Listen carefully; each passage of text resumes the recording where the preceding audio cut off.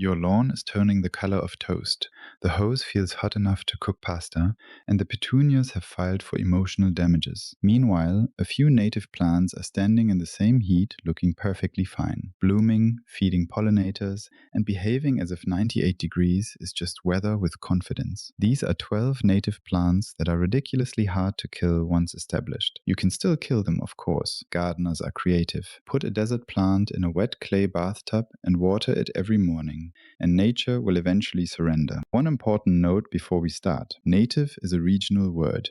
A California native is not automatically native to Ohio, and a Texas plant does not become local just because the nursery put an American flag on the tag. This list covers different parts of the United States, so check the natural range for your state or county and choose the species that belongs where you live. Every drought-tolerant plant still needs regular water while its roots establish, usually through the first growing season. After that, these plants start paying rent. Number 1. Black-eyed Susan. Black-eyed Susan looks like somebody glued a dark chocolate button into the middle of a yellow sunburst. It is bright, familiar, and far tougher than its cheerful little face suggests. Rudbeckia hirta is native across a large part of the United States, especially the east and central regions. Give it full sun and ordinary soil that drains reasonably well. It will tolerate clay, lean soil, summer heat, and dry stretches once established. It grows around 1 to 3 feet tall. The flowers pull in bees and butterflies, while the seed heads feed birds later in the season. Leave a few standing instead of conducting a full military cleanup every fall. The honest limitation is that black-eyed Susan can be short-lived. Some plants behave like annuals, biennials, or brief perennials, but they often reseed so enthusiastically that the garden barely notices the paperwork. Plant it once, let a few seeds fall, and it may keep showing up like a neighbor who knows your garage code. Number 2. Blue grama. Blue grama is a warm season native grass from the Great Plains and much of the West. Its seed heads hang sideways like tiny eyebrows, which gives the whole plant the expression of someone quietly judging your irrigation system. This grass stays relatively compact, often around knee height with flowering stems above the foliage. It wants full sun and soil that drains. Gravelly, sandy, rocky, or plain old unimpressive soil is perfectly acceptable. Rich fertilizer is not a gift here. It can make the growth weak and floppy. Once established, blue grama handles serious drought and stays useful when thirsty, cool season grasses have already gone tan and dramatic. Use it in prairie beds, curb strips, or low water lawn alternatives with light foot traffic. The catch is timing. Because it is a warm season grass, it greens up later in spring. Do not panic and dig it up in April because it looks sleepy. It is not dead, it simply refuses to attend meetings before the weather improves. Number 3. Butterfly weed. Butterfly weed is the orange traffic signal of the native garden. When its flower clusters open in full sun, butterflies notice immediately. Asclepias tuberosa is a native milkweed found across much of the United States. It usually reaches 1 to 3 feet tall and prefers dry, well-drained soil. Sandy or gravelly ground is excellent. Heavy, wet soil is where the trouble starts. Its thick taproot helps it survive drought, but that same taproot means the plant dislikes being moved. Choose the location carefully, plant it, and then stop rearranging the garden every time you watch a makeover video. Butterfly weed supports monarch caterpillars and provides nectar for many other pollinators. It may emerge late in spring, so mark the spot. Otherwise, you may proudly pull out your expensive native plant while congratulating yourself for weeding. It may take time to reach full size. That is not failure. It is building underground infrastructure. Number 4. Blanket flower. Blanket flower looks like a sunset got trapped inside a daisy. Red centers, yellow tips, and enough color to make a beige landscape feel personally attacked. Gealdaria aristata is a perennial native to much of the western United States, the northern Great Plains, and the Rocky Mountain region. It loves full sun and tolerates poor, dry, fast-draining soil. This is a plant for gravel gardens, exposed slopes, and beds where the soil report would simply read, "Good luck." Plants commonly grow 2 to 4 feet tall. The flowers attract bees, and occasional deadheading can keep the bloom show going longer. The real enemy is wet soil, especially during cool weather. Blanket flower can handle a hot afternoon better than a soggy root crown. So give it sun, give it drainage, and resist the urge to improve its life with constant watering. Some plants interpret attention attention is love. Blanket flower interprets it as attempted murder. Number 5. New Jersey tea. New Jersey tea is for gardeners who want a native, flowering shrub without installing a green sofa. Ceanothus americanus is native across much of the eastern and central United States. It usually forms a rounded shrub about 2 to 4 feet tall, with clusters of small white flowers that can make the plant look as if it lost a fight with a can of shaving cream. It grows best in full sun to light shade and prefers well-drained soil, including rocky or sandy ground. Once established, its deep root system gives it excellent drought resistance. Those roots also make it useful on slopes and in tough, dry sites. Pollinators crowd the summer flowers, and the tidy size works near paths or as a low, informal hedge. Now the warning: do not plan to move it later. Deep-rooted shrubs are not interested in your 5-year garden redesign. Transplanting an established New Jersey tea can become a shovel-based argument that nobody wins. Put it where you want it, then let it become the responsible adult in the border. Number 6. Prairie drop seed. Prairie drop seed is proof that a drought-tolerant plant does not have to look like it is carrying a weapon. This central North American native grass forms a soft fountain of narrow green leaves. By late summer, airy flower stems rise above the mound, and some gardeners notice a fragrance that reminds them of popcorn or coriander. Apparently, even native grass has a snack aisle. Prairie drop seed wants full sun and drainage. It tolerates dry, rocky ground and even clay if water does not sit around the crown. Once established, it needs little water or fertilizer.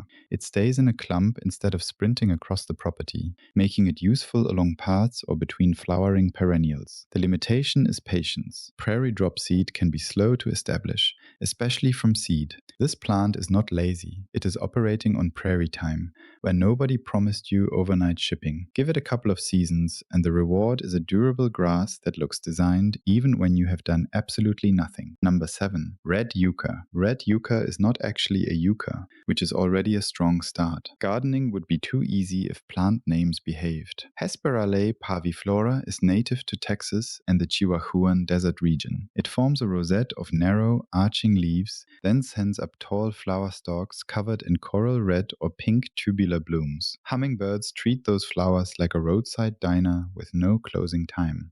This plant is built for full sun, reflected heat, rocky soil, and long dry stretches. It works near driveways, sidewalks, walls, and other locations where summer temperatures become rude. Once established, it needs very little supplemental water. Its flexible leaves are also less hostile around paths than many spiny desert plants. Cold tolerance depends on the selection and location, so gardeners in colder regions should check local recommendations. Poor drainage is another problem. A desert rosette sitting in winter mud is not a success story. In the right region, red yucca is the plant equivalent of a pickup truck that starts every morning and never asks for premium fuel. If practical native plant advice is your kind of thing, subscribe. We are replacing thirsty landscaping one sensible plant at a time, and the garden center may need a moment to process that. Number 8. California Future. California Future arrives late, loud, and dressed entirely in red. Epilobium canum is native to California and other parts of the West,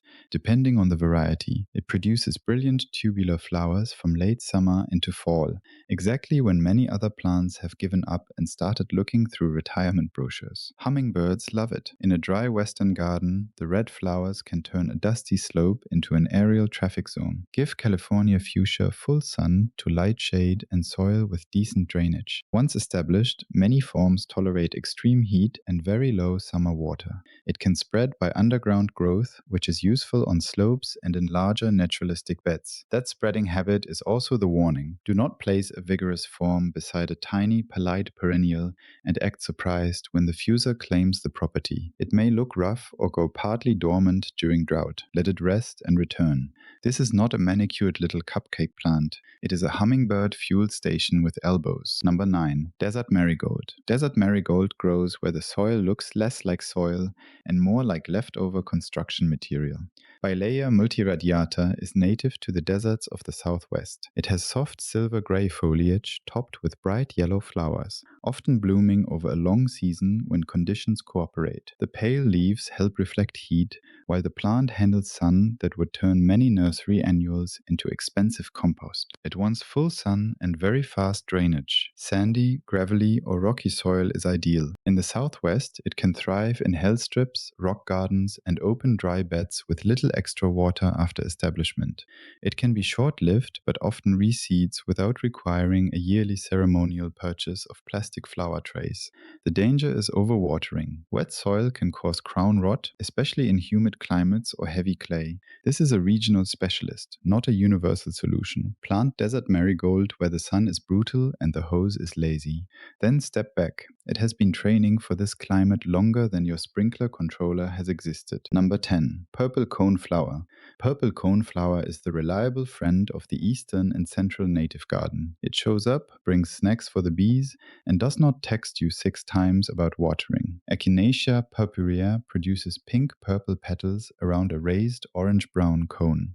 Plants often reach 2 to 4 feet tall and bloom through a long stretch of summer. Give it full sun for the strongest flowering, though it can tolerate some light shade. It prefers average, well-drained soil and becomes drought-tolerant after establishment. Compared with the true desert plants on this list, purple coneflower appreciates occasional water during extreme, prolonged drought. That is the honest answer. Drought-tolerant is not the same as cactus with a college degree. The flowers attract bees and butterflies. Leave the seed heads standing, and goldfinches may show up for the buffet. Avoid rich fertilizer and constant irrigation. Too much luxury can produce floppy growth and disease problems. Purple coneflower survives because it is adaptable, not because it enjoys being drowned. Give it sun, airflow, and reasonable neglect. It will handle the rest. Number 11. Aromatic aster.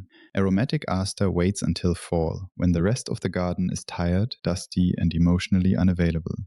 Then it covers itself in blue-purple flowers. Symphyotrichum oblongifolium is native to parts of the central and eastern United States. It forms a low, bushy mound, often 1 to 3 feet tall, with aromatic foliage and a heavy late-season bloom. Planted in full sun and dry to average soil with good drainage. Once established, it handles heat and drought remarkably well. The flowers provide valuable late nectar for bees, butterflies, and other insects preparing for cold weather. It can spread into a broad patch. In a tiny formal bed, it may behave like a dinner guest who slowly moves into the spare bedroom. You can cut it back by about half in late spring or early summer to encourage a tighter shape, but do not prune late or you will remove the flower buds. Aromatic aster is tough, generous, and slightly pushy. Basically, it is the aunt who brings 3 casseroles and reorganizes your kitchen. Number 12. Little blue stem. Little blue stem may be the best all-season bargain on this list. Schizacherium scoparium is native across a huge portion of the United States. In summer, it forms upright clumps of blue-green grass. By fall, the stems shift into copper, orange, and red. Then the fluffy silver seed heads catch winter light, while lesser plants have collapsed into brown oatmeal. It grows best in full sun and dry to average, well-drained soil. Poor soil is fine. Heat is fine. Drought after establishment is fine. Fertilizer and constant irrigation are where people create problems, because rich wet conditions can make the stems flop. Little bluey stem usually reaches about 2 to 4 feet tall. Its dense roots help hold soil, while the foliage and seeds provide habitat and food for wildlife. Leave the stems standing through winter, then cut them back before new spring growth. It works in prairie gardens, slopes, mass plantings, and hot roadside spaces. Just give it enough sun. Little blue stem does not need pampering. It needs you to stop loving it with the hose. The pattern is simple. Match the species to your region, give it the soil and drainage it evolved with, water it through establishment, and then get out of the way. Black-eyed Susan and coneflower bring summer color. Butterfly weed and California fuchsia create pollinator traffic. Blue grama, prairie dropseed, and little blue stem add structure without a weekly irrigation ceremony.